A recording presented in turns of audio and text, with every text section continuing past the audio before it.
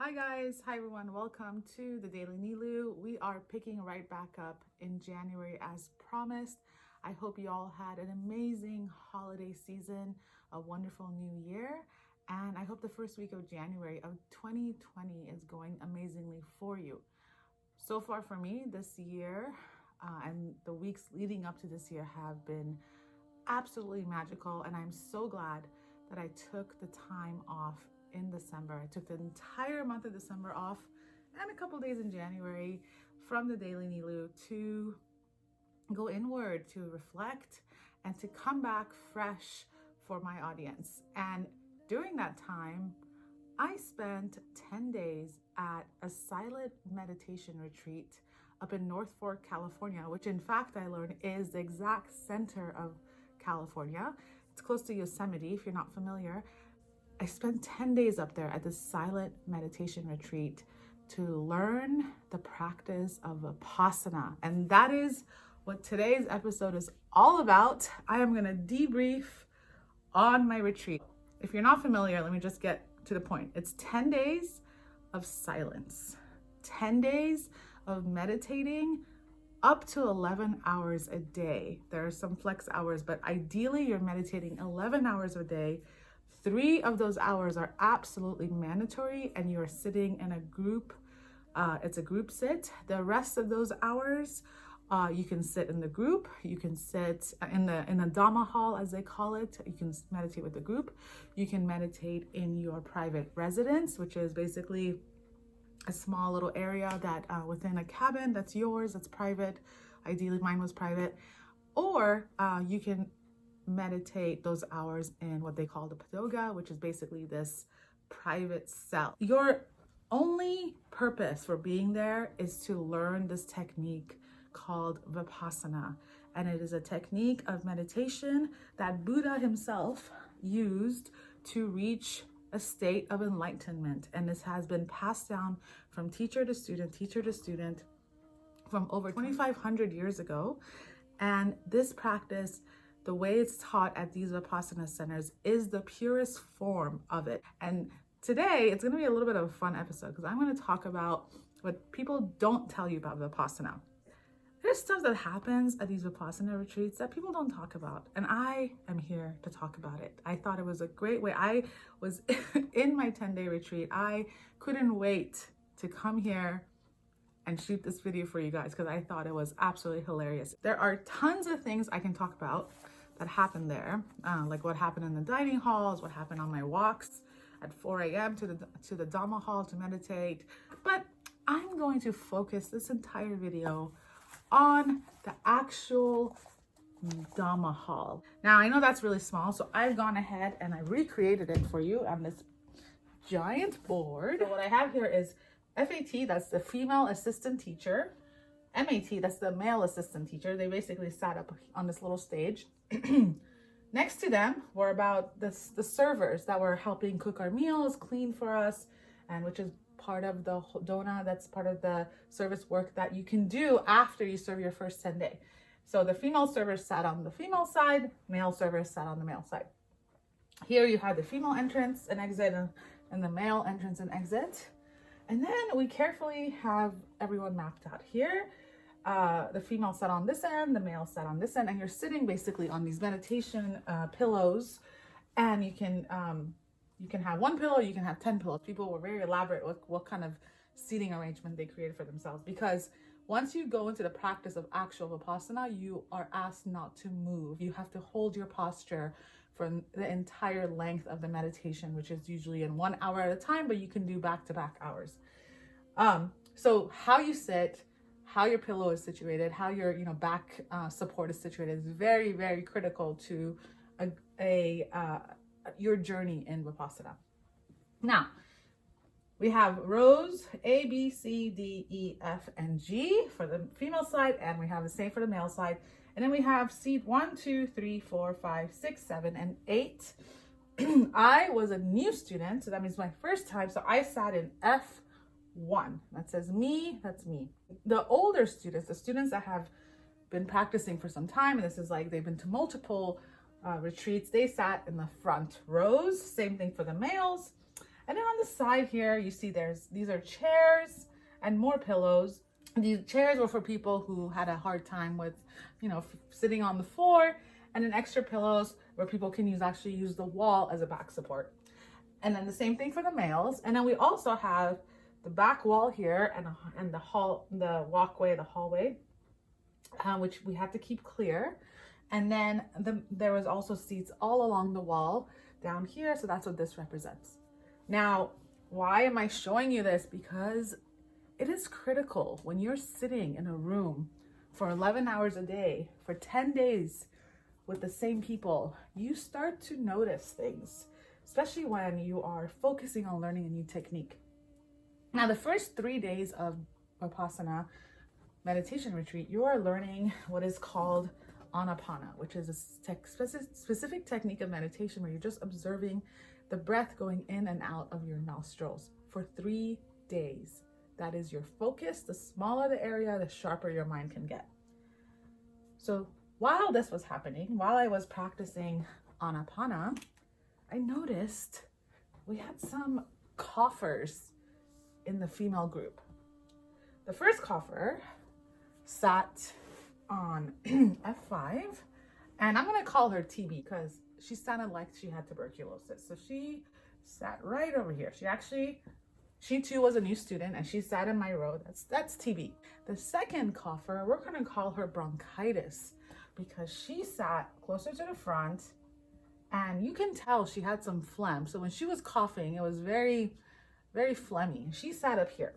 On day 2, which is one of the 2 hardest days, so day 2 and day 6, they say are the hardest days of this retreat.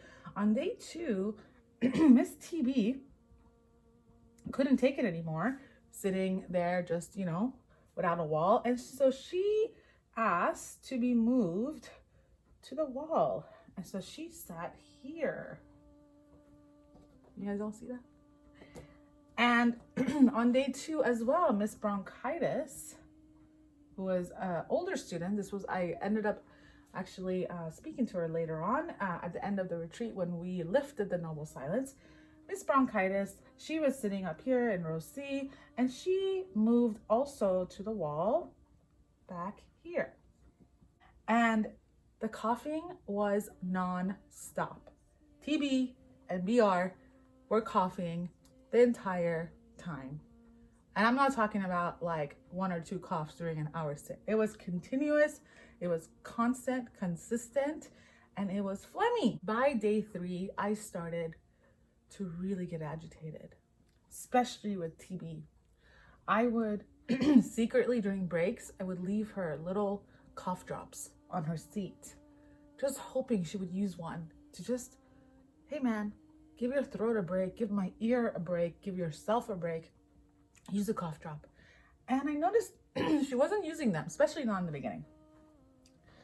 Bronchitis over here, I didn't leave her cough drops because, she was further from me, but I did notice she didn't cover her cough when she coughed, and she had a very, very deep cough, and that bothered me, but it especially bothered the people that were sitting right next to her, because you can imagine, again, it's a small space for 150 people to be sharing for that many hours and that many days to cough and not cover your cough. I mean, we learn in grade school, cover your cough with your elbows, not with your hands. By day 3, I was getting so agitated. I was sitting, learning this technique of Anapana, and every time Miss TB coughed, I imagined punching her in the face. And she was sitting against the wall, so I would punch her, her head would hit the back of the wall. I know that's not very peaceful of me. I know that's not very kind of me or very zen of me, but that's what was coming up. And I had to take a moment and get centered. And I had to talk to the teacher. So it is a silent meditation retreat. You are not allowed to communicate with any of the students. You're not allowed to chit chat. You're not even allowed to keep a journal. You're not even allowed for eye contact or nonverbal communication. What you are allowed, though, is to have brief conversations with the assistant teacher about the technique or about something that's coming up for you that might be hard to work through. And you're also allowed to speak to the female servers if you need something for your accommodations or about the food. That's it. So I chose to go to my assistant teacher and I told her, look, I'm having a really hard time with these coughers, especially TB back here. She's sitting very close to me. I feel like I might get sick. I was carrying my On Guard essential oil. I was like diffusing it for myself every time I sat down for an hour meditation. And it wasn't enough for me. I was still very agitated. I felt like she was being selfish. I felt, why would you come here sick? Why would you come to this meditation hall sick? Don't you know that we're here to learn meditation? Don't you know that every time you cough, it's bothering people? Don't you know that when you cough, the other people who are, keeping their cough to themselves think it's okay to cough too? So then it's like this melody of coughs. These were the thoughts that were going through my head. Very, very not nice. Very, very not Zen. And my teacher kindly explained to me that, yes, coughing is frustrating, but this room is simulating the real world. In the real world, not everything is picture perfect. Not everything goes your way. So you need to be able to sit and observe without judgment, without a reaction. And, I understand this logically, but from an experiential level, it was really put to the test with TB.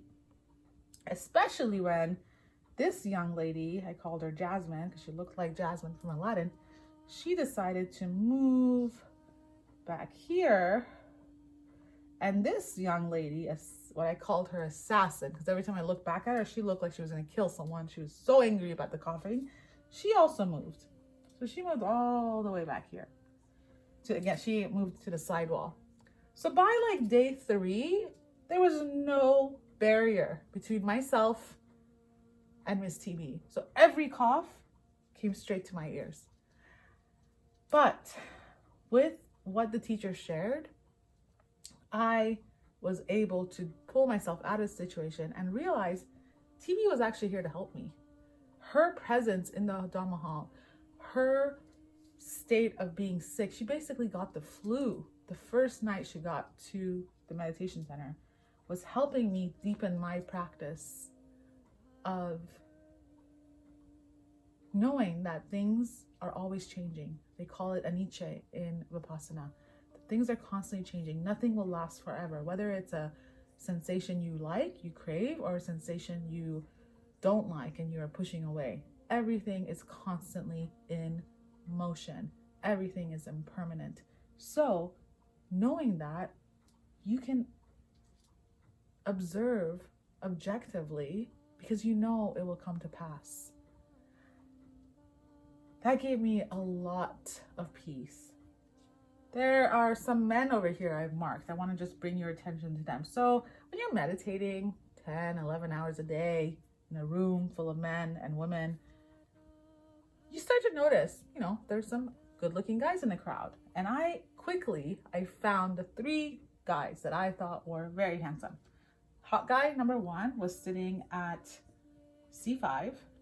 Hot guy number 2 was sitting at B2. And hot guy number 3 was sitting at D6.